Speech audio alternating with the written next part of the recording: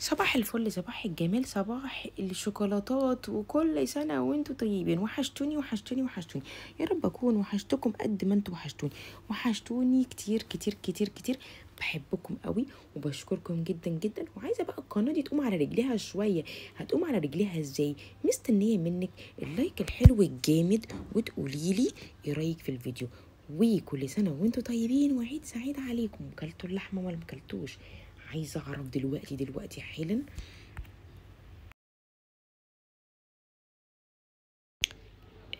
زي ما قلنا بقى فاصل ونعود، وانا دينا عودنا من جديد.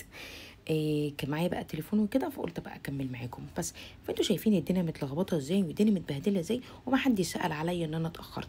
انا بس هقول لكم حاجه الاول. زي ما انا طالبه منكم عيديه، انا اديتكم العيديه. طب اديتكم العيديه ازاي؟ اديتكم عيديه برايفت برايفت برايفت. كل الناس اللي موجوده عندي في الانتساب بشكركم بشكركم بشكركم. النهارده فيديوهات الانتساب جامده. عملت لكم بقى احلى عيد هناك، واحتفلت معاكم بالعيد. احتفلت ازاي؟ خشوا شوفوا في الانتساب فيديوهات حلوه وجميله وقويه جدا، وكلها هتنزل النهارده قبل الفيديو ده. كل فيديوهات الانتساب هتكون نازله كلها كلها كلها.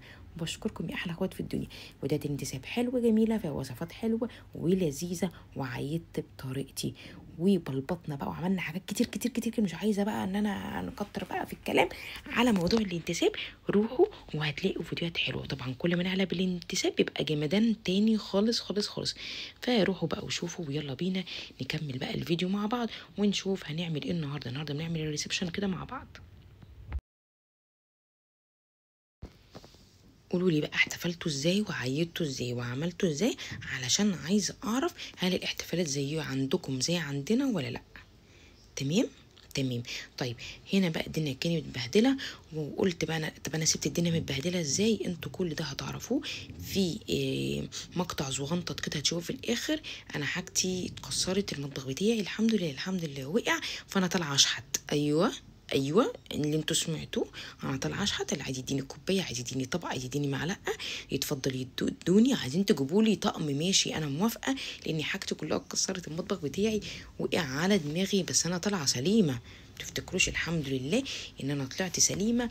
ويعني ده حمد من ربنا وشكر من ربنا ان انا طلعت سليمه، لان المطبخ فعلا كانت فيه حاجتي بقى، وكله ازاز في ازاز في ازاز. ازاي وقع ازاي؟ طب ايه اللي حصل؟ انا مش عارفه ومش عارفه ارد عليكم، وانا واقفه في المطبخ وبعمل كوبايه نسكافيه ومفيش اي حاجه، ولا لكم المطبخ بيقع على نافوخي. وتحطي حته السمن سمنه، حته اللي انت عايزاه دي كانت ليا، تسيبيها انها تسيح خالص، وتبداي تحطي البصل بتاعك وتقلبيه تشوحيه لما يصفر ويخضر ويحمر كده، وتبداي تحطي الكبده بتاعتنا. وطريقه وصفه جميله وقويه قويه. فلو عايزه اي وصفه اكتبي لي وانا هعملها لك على طول، وقولي لي الوصفه دي اسمها ايه عندكم، والاكله دي اسمها ايه عندكم. ولو عملتوها اكتبوا لي كومنت قولوا ان انتوا عملتوها، عشان انا بحب كده. ودول معلقتين خل حلوين كده هيغيروا لك طعم الكبده، يودوا لك الكبده في حته تانية خالص خالص خالص. شايفين اهو؟ هتقلبي كل المكونات دي مع بعض، وتكوني محضره الكبده بتاعتك مقطعه حتت صغننه وتحطيها. فاللي عنده حته لحمه يجيبها لي، اللي عنده طبق يجيبهولي، اللي عنده معلقه، عنده مج، عنده اي حاجه. انا النهارده عايزه منكم اي حاجه. فقولوا لي بتشوفوني منين يا ناس، يا معسلين، يا مسكرين، يا اخواتي، يا حلوين، يا اجمد ناس في الدنيا. بتشوفوني منين؟ عايزه اعرف ايه بتشوفوني منين، وبتحتفلوا عندكم بالاجواء العيد ازاي، علشان ان انا اقول الفيديو الجاي بتحتفلوا ازاي، وايه البلد اللي انتوا جايين منها، البلد الجميله اللي كلها اهل كرم. ها انا بلمح بقول اهل كرم. ليه بقول اهل كرم؟ عشان عايزه منكم حته لحمه، عايزه منكم طبق ومعلقه. فانا بصوا بقى بكسفكم اهو بكسفكم. عايزه منكم العيديه، كله يبعت لي العيديه دلوقتي. واهم حاجه اهم حاجه اللايك والاشتراك، اهم حاجه، وكومنت حلو. وشكرا شكرا لكم ولذوقكم ومحبتكم. ونشوف الهدوم ونطبق الهدوم ونشيل الهدوم، وهنعمل حاجات كتير جدا جدا جدا مع بعض اهو.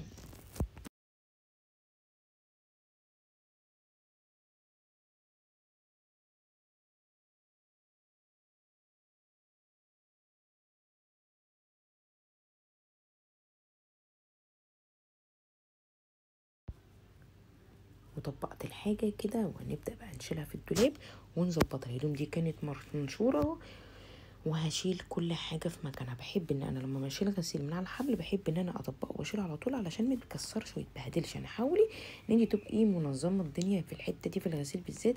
بشوف ناس كتير جدا بعد ما بيشيلوا الغسيل من على الحبل بيبقى متكسر. طب ليه بيتكسر؟ علشان بتركنيه. ما تركنيش هدوم خالص.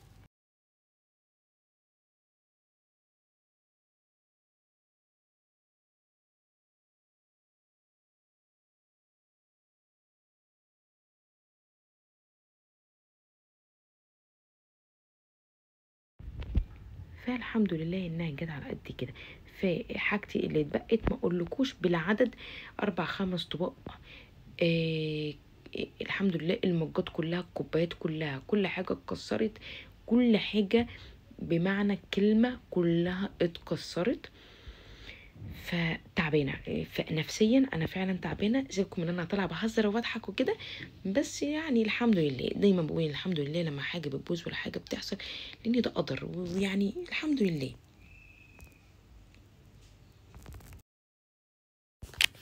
هنا بقى انا كنت واقفه علشان اجيب حاجه اسمعها. بحب ان أنا اجيب حاجه اسمعها، اجيب حاجه اشوفها وانا بروق. يعني أنا ما بحبش ان انا قاعده في مكان هدوء ومكان ساكت كده. يعني انا بحب كده.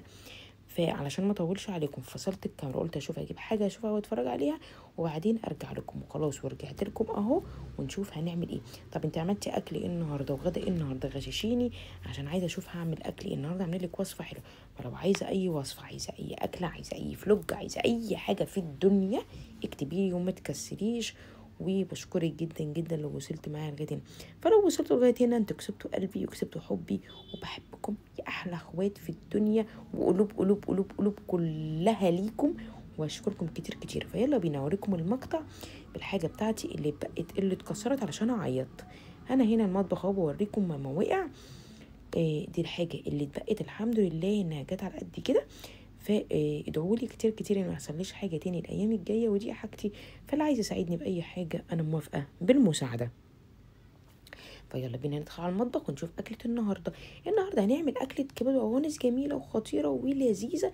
زي ما احنا شايفين الطريقة سهلة وبسيطة، ومش هتاخد معاكي وقت أكتر من 5 دقايق. بتجيبي طاسة على النار وتحطي فيها حتة ليا كده وجميلة.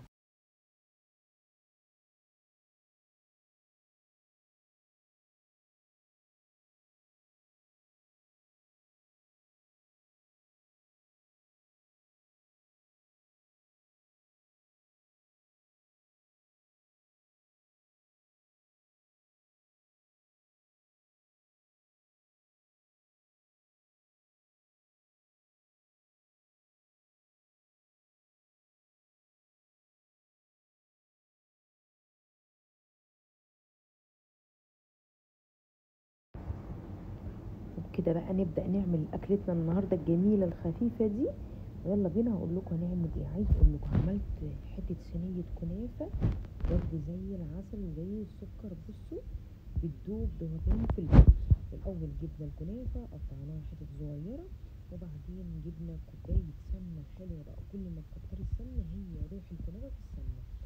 وبعدين تحشيها زي ما انت عايزه مكسرات ماشي، عايزه تحشيها اي حاجه انت بتحبيها احشيها. انا هنا حشيتها قشطه، اللي هي اسمها القشطه الكدابه. بتتعمل بلبن ونشا وسكر على النار لغايه اما تخليها عامله زي المهلبيه، يعني قريبه من المهلبيه قوي قوي قوي. وبعدين حطينا نص من كميه الكنافه في الصينيه، ونحط الحشو بتاعنا في النص اهو. ممكن بقى فوق ده تحطي مكسرات وتبقى خطيره. بصي هتوديها لك في حته تانية. نكمل بقى بقيه ست الكنافه. بقيه الكنافه اللي كانت تحت هنحطها فوق. بصوا شربه من السمنه علشان تستطعمي فعلا فعلا الكنافه دي. حطي عليها سمنه كتير جدا وسكر علشان سكر بودر، يعني يكون بودر. بصي هتاكلي بجد احلى صينيه كنافه في الدنيا. السيرم بتاعك برضو انا هوريكي تعمليه ازاي. هو طريقه واحده ما تغيرهاش اهو. شايفين؟ عايزه طبعا تعملي صينيه 2 3 هتضعفي الكميه. انا هنا بنعمل صينيه متوسطه زي ما انت شايفه.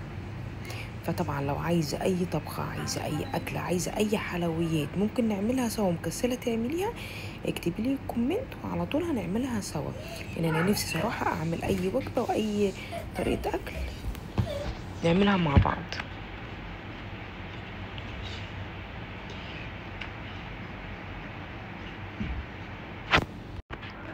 بس كده حطينا كل الكميه اهو على من فوق على البيض الصينيه. يعني تحاولي توزعيها على قد ما تقدري تكون صح كلها، يعني عشان متبقاش كلاكيه حته تخينه حته رفيعه، لا يعني كلها بتبقى مقاس واحد اهو. وتطبطبي عليها كده، كل ما هتطبطبي عليها كل ما هتبقى كلها هتبقى مقاس واحد بايدك كده، وتطبطبي عليها كده. ونبدأ مع بعض نعمل بقى صينية، نعمل السيرم بتاعها. ألف هنا وشفا على اللي هياكل، ألف هنا وشفا على اللي هيعمل. لو الطريقة دي موجودة عندك في بلدك قوليلي اسمها ايه الأكلة دي وبتعمليها ازاي. لو انت بتغيريها، يعني لو انت مغيرة الطريقة قوليلي الطريقة بتاعتك وزي بلدكم بتبقى ايه دي، يعني بنعملها هنا في بلدنا. بس كده على قد ما ده، عشان كل الطروف ده لو كنا سيبناه كان خلي بالك هيتحرق منك في الفرن. تطبطبي كده اهي كده الصينيه جاهزه على انك تسويها وتحطيها، تحطي السيرم عليها بس. شغلي بس السيرم عليها. اوريكي بقى ايه هتعملي السيرم ازاي. ادي اهي الصينيه طلعت من الفرن، وتحطي بقى ايه السيرم وهي سخنه لازم علشان تشربها، وتقطعيها كده والف هنا وشفا.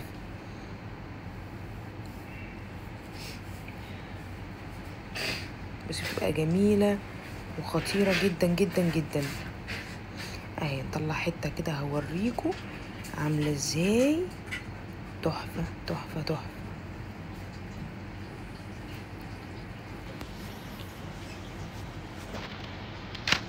شايفين الطبقات.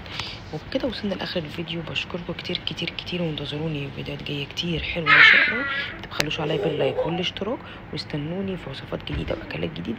بحبكم واقول لكم سلام، باي باي.